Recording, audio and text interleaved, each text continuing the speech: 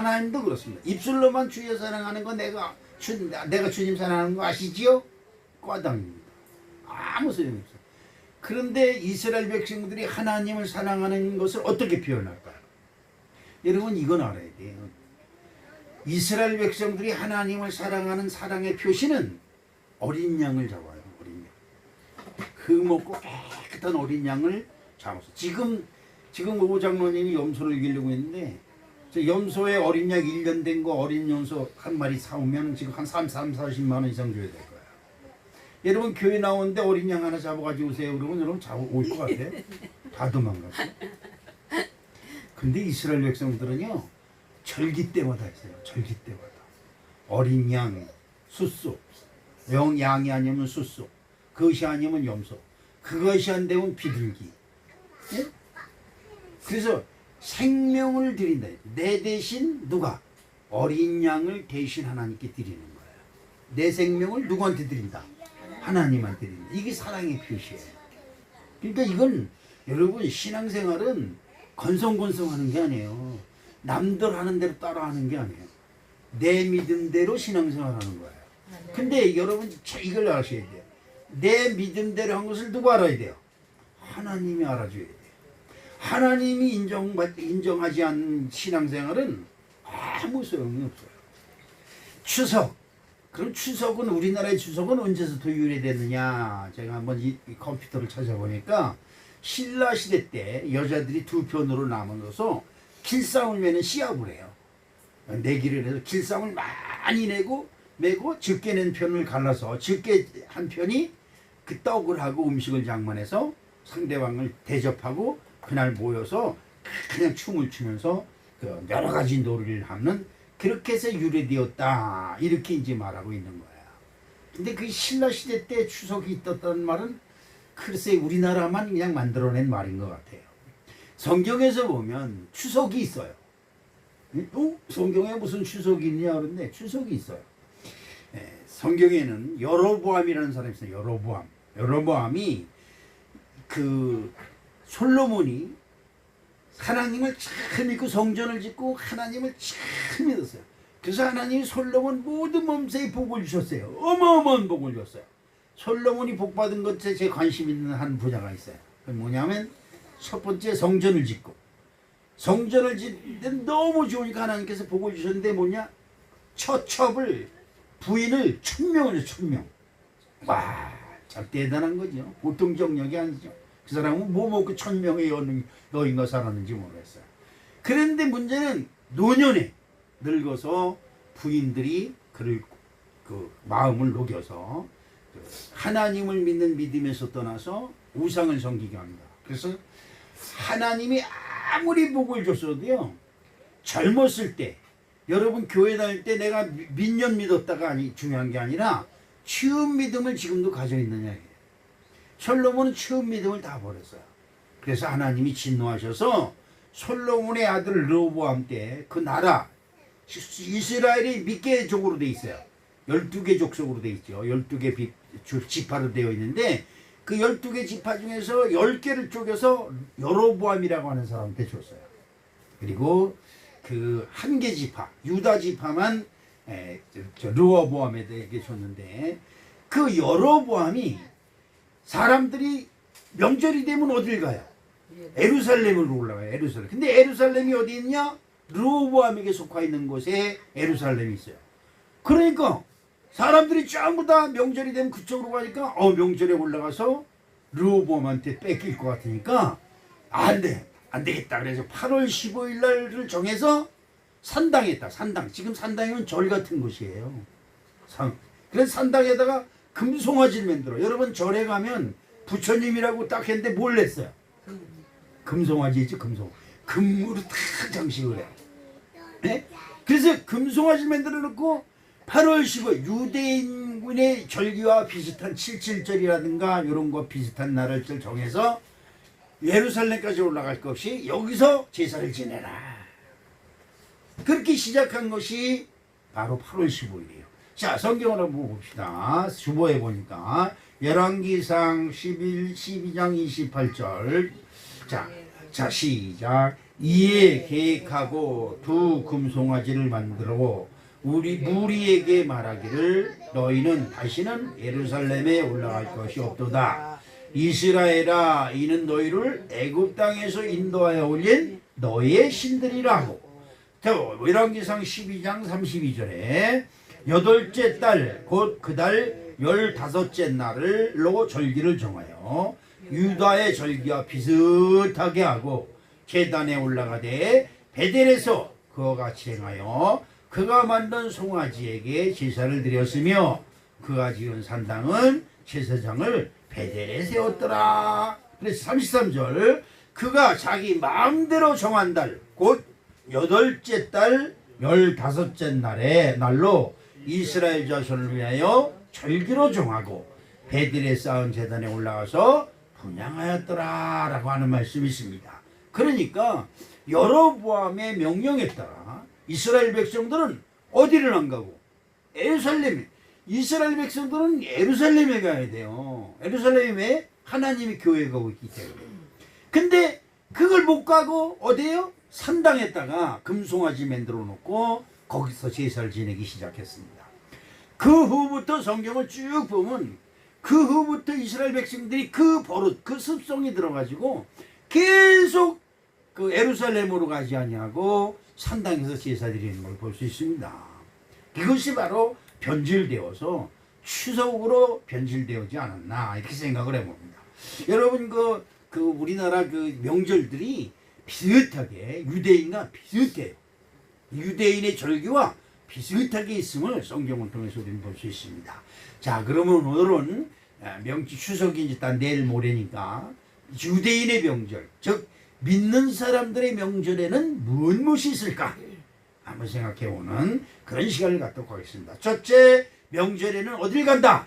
예루살렘으로 올라갑니다. 여러분 이건 명절이면 어딜 간다? 예루살렘에 가야 돼. 명절이면 어딜 간다? 산에 가서 제사 지낸다. 그렇죠? 명절이 설날은 산에들을 안 가는데 추석 때는 산에를 아직 길을 쓰고 가요. 왜 그럴까? 아까도 말했지만 여로보암 왕이 수천 년 전에 그런 습성을 만들어 놔서 그 후손들이 그것이 버릇이 돼가지고 추석 때 8월 15일 되면 어딜 간다? 산당에 가는 거야. 이게 이제 그게 버릇이 된 거죠. 자, 요한복음 5장 1절 오늘 우리 읽은 말씀에 보니까 이후에 유대인이 명절이 되어 예수께서 어디로? 예루살렘에 올라가시니라. 그래서 예루살렘은 뭐예요? 이스라엘의 정신적 신앙적 중심지가 바로 예루살렘입니다. 창세기 2장 2절을 볼까요?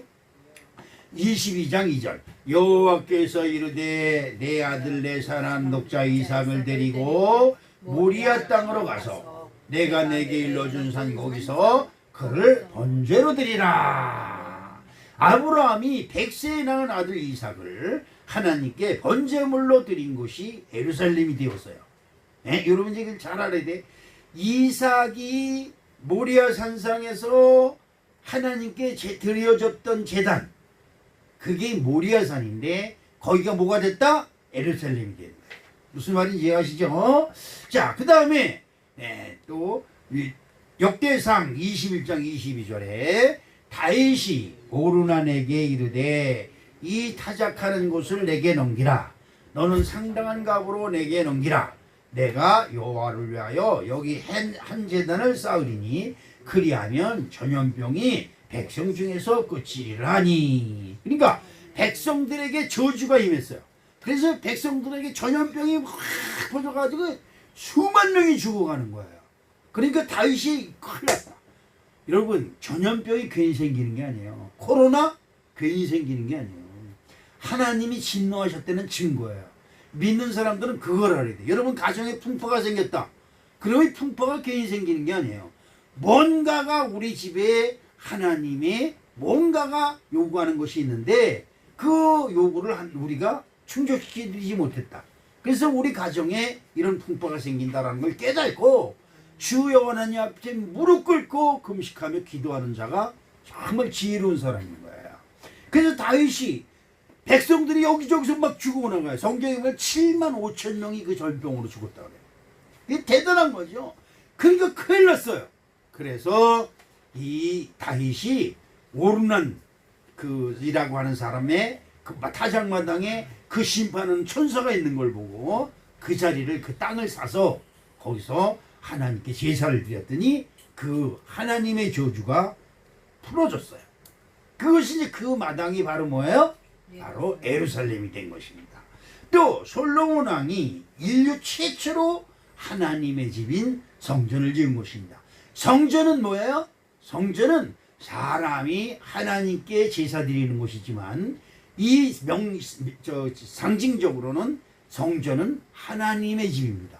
그렇죠? 이 성전은 아무나 자기 마음대로 하면 안 돼요. 여기는 목사도 내 마음대로 막 하면 안 돼요. 이것이 비닐하우스고 여러분 보기에는 우스꽝스러워도요. 이거는 어디다? 하나님의 집이에요. 이건 여러분들이 기억. 그래서 하나님의 전에 올 때는 빈손으로 오지 않냐고. 두 번째 경건한 마음으로 오고. 세 번째 경건한 마음이 되려면 어떻게 해요? 세상에서 지은 죄를 다 씻는 마음으로 회개하는 마음으로 주님께 와야 돼요. 자, 역대하 3장 1절을 한번 봅니다. 솔로몬이 예루살렘 모리아산 아까 얘기했죠. 아브라함이 이삭을 제물로 드린 모리아산에 여호와의 전 건축하기를 시작하니 이것은 전에 여호와께서 그의 아버지 다윗에게 나타나는 것이요 여부수 사람 오르나의 타작마당에 다윗이 정한 것이라 이런 말씀을 하고 있습니다. 그러니까 하나님이 아브라함이 하나님께 자기 자식을 번제로 드린 믿음의 표시죠. 그러니까 여러분 어떻게 했어요? 하나님을 사랑하는 표시는 제가 처음에 무슨 말씀을 드렸어요? 어린 양으로 제사를 드린다고 했어요. 그런데 아브라함은 자기 첫 아들을 하나님께 제단에 드렸어요. 엄청난 거죠. 엄청난 겁니다. 그러니까 그것을 기념으로 해서 하나님께서 그곳에서 제사 드린 모든 제사를 받으셨다. 그래서 그곳에 다윗이 제사할 때 이스라엘 백성에 임했던 하나님의 저주와 진노가 멈추게 했고, 그렇죠. 그런 것입니다. 그런 상징적인 의미가 있어요. 그래서 예루살렘은 모든 죄를 씻어주는 것이다. 무슨 말인지 이해가시죠? 이렇습니다. 이스라엘 명절은 곧 하나님께 제사하는 날입니다. 그러니까 여러분 교회 다니는 사람들이 부모니 조상들한테 제사 지낼 이유가 없어요. 그것은 하나님께 제사 지내는 것이 변질되어서 누구한테? 조상한테 제사 지내는 걸로 변질되었습니다. 그렇죠. 우리 큰집도 아직은 예수를 믿지 않지만 제사를 안 지낸대요. 그럼 우리 형수할 이제 내가 나이가 다 돼서 내일 모레 죽을 텐데 무슨 제사야. 그래서 그럼 우리 엄마 굶어 죽겠네. 그래. 죽은 사람이 또 죽어. 그러는 거야. 근데 그동안 왜 제사 지냈어? 그때 그거는 지내야 된다니까 지냈지. 그러니까 제사가 뭐예요? 포상이에요, 포상. 그러니까 그런 거야. 제사 지내도 걱정 마. 우리 엄마 버스도 못 타는데 거기를 어떻게 찾아가? 나도 못 찾아가는데. 아파트 숲에 그 가운데 들어가 있는데 지하에다 차 대고 뭐 엘리베이터 타고 올라가는데 또 경비가 그냥 어디 가야? 소리 지르고 그래요. 못 가. 우리 엄마는 겁이 나서 근처도 못 가. 걱정 마. 제사 지내도 엄마는 거기 가서 못 먹으니까. 내가 그랬어. 여러분 제사 지내는 거야? 제사 지내면 어떻게? 제사 지내면 와서 처먹어요? 여러분 조상이 여러분이 제사 지내는 걸 해서 먹는다. 잡수신다. 지금 그렇게 얘기한다면 잡수신 가불해야 돼요. 자식들, 후손들이 병들었던 저주받았던 고생을 해서 그냥 그런데도 모른 척하고 밥만 처먹고 가면 그 조상이 어때? 여러분 조상은 여러분 제사 지낼 때마다 와서 그래 너가 제사 지내고 내가 잘 먹었다. 그리고 여러분 뭐 촌지라도 내놓고 갑니다. 안 그러지요? 제사는 누구한테 지내는 거다? 하나님께 지내는 거야. 그렇죠? 그래서 명절이 되면 모든 이스라엘 백성들이 어디로 간다? 예루살렘으로 가는 겁니다. 자, 출애굽기 34장 23절에 너희의 모든 남자는 매년 3번씩 주 여호와 이스라엘 하나님 앞에 보일지라. 하나님 앞에 보인다는 의미는 무슨 말이에요? 하나님과 만난다는 거예요. 그럼 만나는데 왜 1년에 3번이냐? 여러분 일주일에 한 번씩 우리를 만나지. 아니 매일 만나지. 매 시간 만나죠. 근데 왜 1년에 3번이냐? 여러분 아까도 말씀드렸지만 어린 양 하나, 양 하나, 1년 된 양 하나 여러분 가서 사오세요. 1년 된 양은 간더라도 우리나라는 양이 흔하지 않으니까 염소는 흔하죠. 염소를 사오세요. 1년에 3번 염소만 사오려고 해도 아우 나 못 가. 그렇죠? 비싸니까 못해요. 하나님께 못해요. 이스라엘 백성들은 근데 1년에 3번씩 남자들은 하나님께 보일지라는 것은 1년에 3번씩 어린 양을 가져와서 하나님께 제물로 드림으로 나의 자기가 모르고 지은 죄 알고도 지은 죄를 씻는다는 의미가 있는 거야. 근데 매주 안식일마다 와서 그거를 하라고 그러면 누가 그걸 감당하겠어요? 감당할 수가 없죠. 양은 좀 싸요. 부자는 뭘 내야 돼요?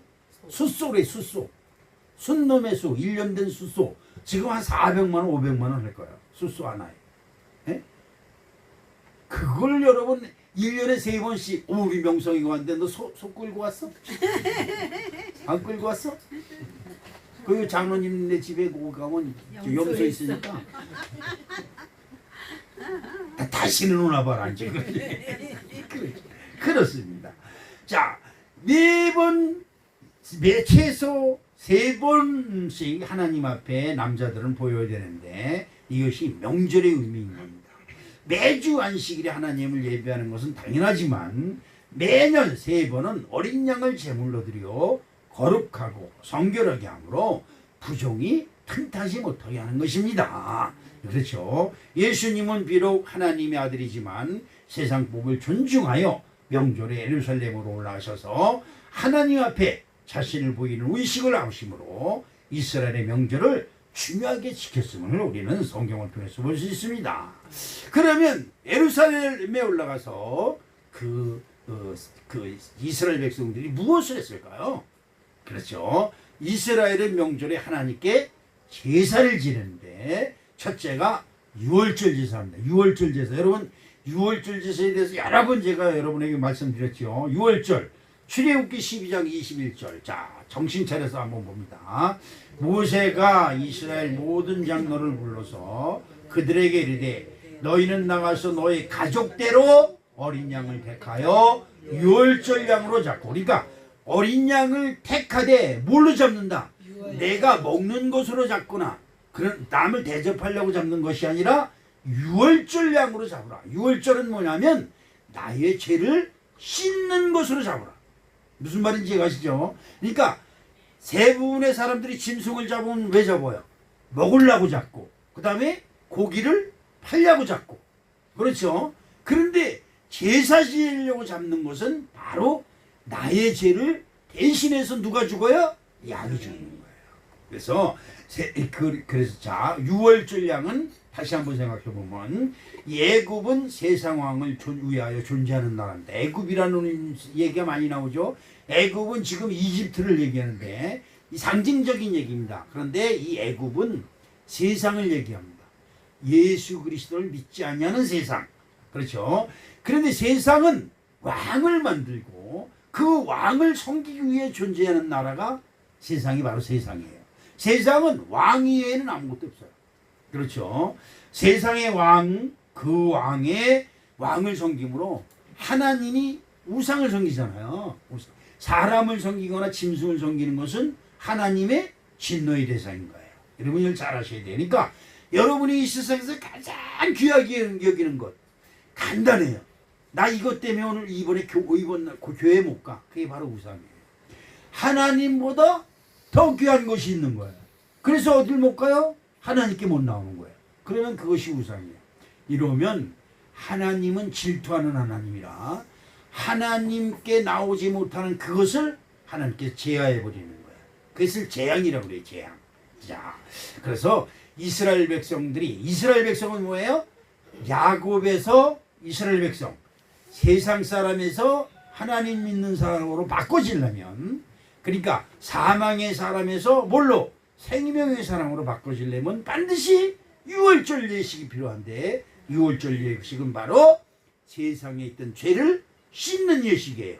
무슨 말인지 이해가시죠? 그래서 여러분들이 교회 나오면 최소 6개월 만에 세례를 받아요. 세례는 물로 세례를 받는데 그 물을 식어서 머리 위에 이렇게 찍는 것은 내 머리서부터 발끝까지 세상에서 지은 죄를 씻는다는, 예수님의 이름 씻는다는 의미가 있는 거예요. 그렇죠? 그런데 이스라엘 백성들이 하는 유월절은 어린 양을 잡아서, 어린 양이 내 대신 피를 대신 흘려줌으로, 그렇죠, 나의 죄를 깨끗이 씻는 것이다, 이렇게 여러분들이 이해하시면 됩니다. 애굽에서 묻은 세상의 때를 씻고 하나님 말씀을 쫓아 살겠다는 계약의 의미가 있는 유월절 행사인 것입니다. 하나님과 사람 사이에 말씀으로 살겠다는, 그러니까 피로써 증거를 삼는 약속이 바로 유월절입니다. 그러니까 여러분 누구와 계약했어? 예수님의 피로 계약한 사람들이에요. 무슨 말인지 이해가세요? 여러분은 예수님의 피로 하나님과 계약한 사람이에요. 이것을 어기면 피로 보상을 해야 돼요. 피로. 무슨 말인지 이해하시죠? 창세기 9장 5절을 봅니다. 어떤 말씀이 있느냐?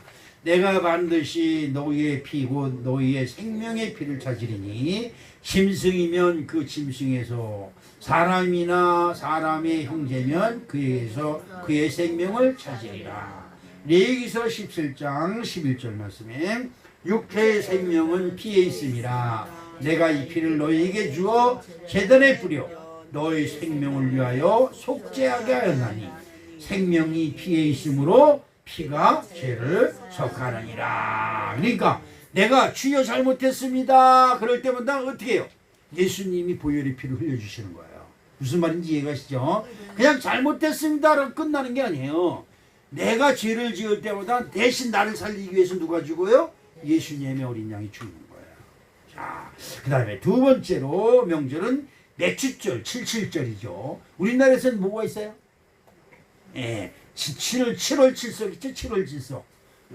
누가? 견우와 직녀가 무지개 타고 나가서 딱 만나서 7월 7석 되면 까마귀인가? 까치가 그 견우와 직녀 발판을 만들어주는 거로 머리가 시다 까져서 대머리가 된다 그러죠. 네? 우리나라 사람들은 말도 잘 만들어내. 그렇게 말을 잘 만들어내지 몰라. 7월 7석. 그렇죠. 근데 이것은 원칙 성경에 보니까 77절. 77절 또는 맥주절. 네, 맥주절. 그럼 뭘로 생각하면 되냐면, 자, 하나님을 믿기로 작정을 했어요. 그러면 세례를 받아야죠. 그러면 뭐가, 나의 과거에 지은 죄가 싹 씻겨져요. 뭘로? 세례로. 유월절 어린 양의 보혈의 피로. 자, 그러면 그 다음에 첫 번째 수확이 뭐예요? 여기에 보니까 맥주절. 보리와 밀을 생산해서 첫 번째 양식을 주신 것에 감사해서 그 첫 번째 수확물을 하나님께 드리는 절기가 바로 맥주절이고 77절입니다. 맥주절은 광야를 지나 약속의 땅에 들어가서 첫 번째 수확한 밀과 보리를 하나님께 선물로 드리는 제사를 의미합니다. 하나님을 믿기로 작정하고 유월절 예식으로 과거의 때를 씻은 후에 첫 번째 수확하는 것을 하나님 것으로 구별하는 의미입니다. 여러분, 하나님 것을 구별할 줄 아는 사람, 이것이 진짜 하나님의 사람이에요. 하나님 것을 구별한다. 하나님 것은 뭐예요? 모든 것의 첫 번째 것. 그것은 하나님 것인 거예요. 그렇죠? 그것을 여러분 잘 생각해야 돼요. 그래서 모든 것의 첫 번째, 고추를 첫 번째 땄다. 하나님 거다. 고구마를 첫 번째 캤다. 그건 하나님 것이다. 이런 마음으로 여러분이 신앙생활을 하면 하나님이 여러분 범사에 복을 주시는 거예요. 그런데 이게 잘못된 것이 먹고 실컷 쓰고 다 쓰고 난 다음에 남으니까 교회에 갖다 주자. 이렇게 해요. 그거는 안 좋은 거예요. 그건 안 좋은 신앙입니다. 먹고 남은 거 교회 가져오는, 교회가 뭐 쓰레기장입니까? 그게 아니고 모든 것을 첫 번째 것을 하나님께, 그래서 봉급을 타면 먼저 누구 것? 하나님 것을 먼저 구별하는 것이 11조예요. 그리고 주일이 다가오면 하나님 것을 먼저 구별하고 그 다음에 다른 걸 쓰는 거죠. 이런 신앙생활이야말로 하나님께로부터 큰 복을 받는 아주 작은 일이지만 큰 복을 부르는 것인 줄 여러분 믿으시길 바랍니다. 출애굽기 34장 19절로 20절에 있는 말씀을 봅니다. 자, 모든 첫 태생은 다 내 것이며 내 가축의 모든 처음 난 수컷인 소와 양도 다 그러하며 나그의 첫 새끼인 어린 양으로 대속할 것이요. 그렇게 하지 아니하려면 그 목을 끄끌시끌 것이며 내 아들 중 장자는 다 대적할지며 빈손으로 내 얼굴을 보지 말지니라.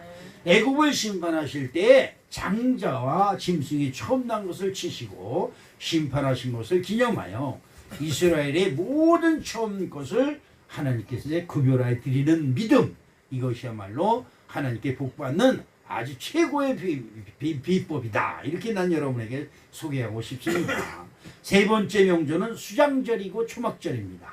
겨울 양식을 저정하기는 의식으로 초막을 짓고 광야에서 언약을 따라 이동하며 생활한 것을 기억하고 겨울 양식을 저장하여 혹한기를 대비하는 것이 바로 기념하기 위하고 그것을 감사하는 절기를 수장절이요 초막절이라고 이야기를 합니다. 그렇죠? 여러분 그 겨울이 되면 어떻게 해요? 지금도 그렇게 하는 사람들 있지만 땅에 구덩이를 파고 거기다가 김장을 해가지고 거기다가 다 묻고 그렇죠? 그리고 뭐 고구마나 감자 뭐 그 무, 배추 이런 것도 땅 속에다 다 묻죠. 이것을 수장절이라고 하는 겁니다. 그래서 이스라엘 백성들이 1년 동안 하나님께 풍성해 주신 것에 또 겨울 양식까지 넉넉하게 주셔서 그걸 땅에 저장했다가 필요할 때마다 조금씩 꺼내서 양식을 삼는 것. 그래서 수장절입니다. 초막절은 뭐예요? 광야를 가면서 이스라엘 백성들은 어디서 살아요? 초막, 초로 그 풀로 지은 집에서 거했어요. 그러니까 그 텐트 지금 뭐냐면 텐트 같은 거예요. 근데 초막은 뭐예요? 풀로 집을 졌어요. 그리고 그 안에 들어가서 자고 또 뜯어서 어깨에다 짊어지고 옮겨가고. 그러니까 어디 정착을 못하니까 계속 옮겨갔죠. 그래서 그 초막절 광야에서 살 때에 고생했던 그것을 기념하기 위해 지금도 이스라엘 백성들은 초막절을 지킨다 그래요. 집 앞에다가 초막을 짓고 텐트를 치고 그 속에 들어가서 일주일 동안 생활한다고 그래요. 참 그 좋은 습관이죠. 자, 그러면 명절 때 명절은 이렇게 여러 가지가 있는데 그럼 명절 때는 이스라엘 백성들이 주로 무엇을 할까? 자, 우리가 한번 생각해 보면 하나님께 제사 지내는 것이 먼저이고, 그렇죠? 여러분 어떻습니까? 추석 때 되면 제사상에 먼저 제사를 다 거나하게 차려놓고 그냥 검소히 이렇게 제사 지내죠. 여자들은 그냥 그 머리카락 저 뒤에서 밥이 떨어지면 뭐가 돼요? 구렁이가 되죠, 구렁이.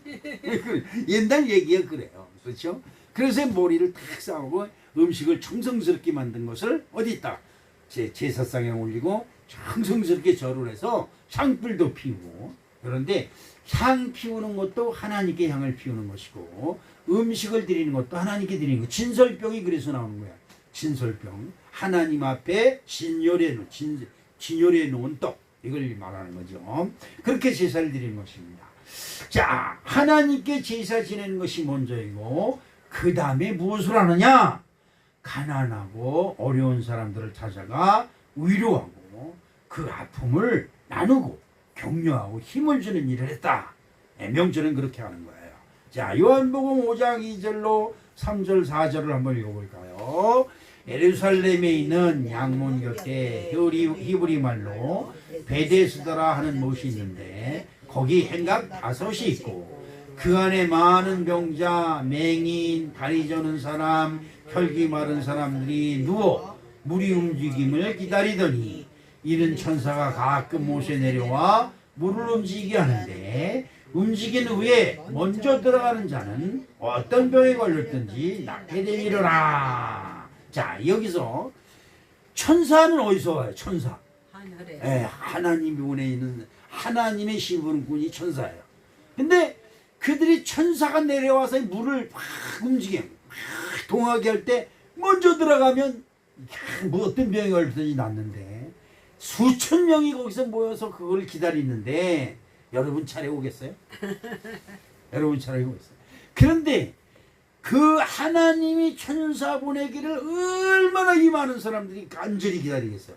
그 기다리는 곳에 누가 갔어요? 예수님이 가는 거예요. 아멘. 언제? 명절이. 그렇죠. 예수님은 예루살렘에 올라가 하나님께 제사를 드린 후에 베데스다 연못을 찾았습니다. 거기는 많은 병자들이 치료받기 위해 하늘의 도움을 기다리고 있었기 때문입니다. 그렇죠. 자, 예수님은 많은 병자들이 괴로움 중에 있는 것을 찾아 그들에게 믿음의 소망을 선물로 나눠주고, 그렇죠. 여러분, 이 선물 중에 가장 좋은 선물이 뭐예요? 너는 잘 될 거야. 걱정하지 마라. 이거보다 더 좋은 축복이 없어요. 용돈 몇 푼 주면서 그건 소용없어요. 마음에, 야, 저분이 나에게 잘 될 거라고 축복해 주셨어. 아, 나는 지금 괴롭지만 반드시 잘 될 거야 라고 소망을 심어주는 것보다 더 귀한 것은 없지요. 그렇습니다. 자, 요한복음 6장 4절로 5절을 한번 읽어봅니다. 마침 유대인의 명절인 유월절이 가까운지라 예수께서 눈을 들어 큰 무리가 자기에게로 오는 것을 보시고 빌립에게 이르시되 우리가 어디서 떡을 사서 이 사람들을 모이겠느냐 하시니. 자, 여기서 한번 생각해 보십시다. 많은 사람들이 예수님께 많아요. 근데 그날따라 명절인데 많은 사람들이 예수님께 오는 거예요. 그런데 예수님은 뭘 먼저 생각하느냐? 저 사람들을 어떻게 대접할까를 먼저 생각했어요. 여러분, 우리의 마음도 대접하려고 하는 마음을 가져야 돼요. 여러분 어떻습니까? 이번 추석에 여러분 몇 분한테 선물을 주셨어요? 여러분은 몇 분에게 선물을 주셨습니까? 안 줬어요? 여러분 안 줬으면 여러분들이 참으로 인색한 사람이에요. 근데 많은 사람에게 될 수 있는 대로 많은 사람에게 선물을 나눴다면 여러분은 후한 사람이에요. 풍부한 마음을 가진 사람은 풍부한 복을 받고 인색한 마음을 가진 사람은 인색한 복을 받는 거예요. 무슨 말이에요? 하나님은 어떻게 해요? 그 마음에 심은 대로 거두게 하시는 것이다 이 말이죠. 그렇죠. 근데 예수님은 많은 사람들이 자기한테 오는 것을 보고 저들을 어떻게 대접할까? 어떻게 모일까를 생각했어요. 우리 교회 손님들이 온다니까 여러분 어떻게 해요? 아, 그 손님들을 목사님이 대접해야 됩니다. 좋게 대접해야 된다니까 여러분들이 십시일반으로 도와주셔서 풍성히 대접하고요. 그리고 우리 성도님들은 지금 우리 교회 생긴 일이 지금까지 추석에 선물을 나눠드려요. 그건 뭐냐면 대접하는 마음이에요. 대접을 해야 돼요. 여러분들도 마찬가지입니다. 남이 여러분에게 선물 가져오는 것을 기뻐하면 다 빚이에요, 빚. 그러나 남한테 다 선물로 나눠주고 선물로 드리면 마음이 풍성해지고 마음이 부자가 되는 것입니다. 예수님은 언제 어디서 아무것도 가진 것이 없어요. 예수님은 가진 것이 없어요. 근데 어느 사람이 보리떡 5개 물고기 2마리 예수님께 주는 거예요. 근데 예수님은 그걸 가지고 나눠줄 생각을 하는 거예요. 여러분 어떻습니까? 이런 마음이 필요한 거예요. 아유, 이게 뭐야, 보리떡 5개 물고기 2마리가 뭐야, 찌찌하게. 아니에요. 예수님은 그것을 큰 것으로 받으시고 그것을 자기 것으로 삼지 아니하고 어떻게 해요? 나눠주는 거예요. 도리어 나눠주는 사람. 그러니까 어떻게 해요? 5천 명을 구제하는 예수님의 심정을 우리는 성경에서 만날 수가 있습니다. 요한복음 13장 29절을 봅니다. 어떤 말씀입니까? 어떤 이들은 유다가 돈을 꾀를 맡았으므로 명절에 우리가 쓸 물건을 살아가라 하시는지 혹은 가난한 자들에게 무엇을 주라 하시는 줄로 생각하더라. 그러니까 마지막 만찬을 하고 가론 유다에게 예수님이 말씀하십니다. 네 마음에 품은 것을 속히 행하라. 그러니까 유다가 예수를 팔 마음을 가지고 있었죠. 그러니까 예수님이 네 마음에 품은 것을 속히 행하라 라고 말씀을 하시니까 유다가 횡먹어 나가요. 그러니까 옆에 있는 제자들이 유다가 그 예수님 교회의 재정을 맡은 사람이니까 명절이 되었으니까 우리 제자들에게 뭘 살 것을 나눠주려고 하나 보다. 아니면 가난한 사람들한테 뭘 주려고 사라고 내보냈나 보다. 이렇게 생각을 했다는 거야. 이 말은 무슨 말이에요? 예수님은 명절이 되면 가난한 사람들에게 뭘 주고 나눠주는 습관을 가졌다는 것을 이 성경은 우리에게 간접적으로 설명하고 있습니다. 명절에는 가난한 사람들에게 떡과 음식을 나눠주시는 예수님이었음을 말씀하고 있습니다. 마가복음 15장 6절에 보니까 명절이 되면 백성들이 요구하는 대로 죄수한 사람을 놓아주는 전례가 있더니 여러분 어떻습니까? 하나님의 나라는 용서지요. 용서, 화해지요. 그런데 명절만 되면 아무리 어떤 죄를 졌더라도 한 사람을 놓아주는 전례가 있었다는 거 보니까 명절 때 되면 어떻게 해요? 모든 죄에 죄 지은 사람을 용서하는 마음이 있었어요. 그게 유대인이 복받는 이유가 여기에 있어요. 그렇죠?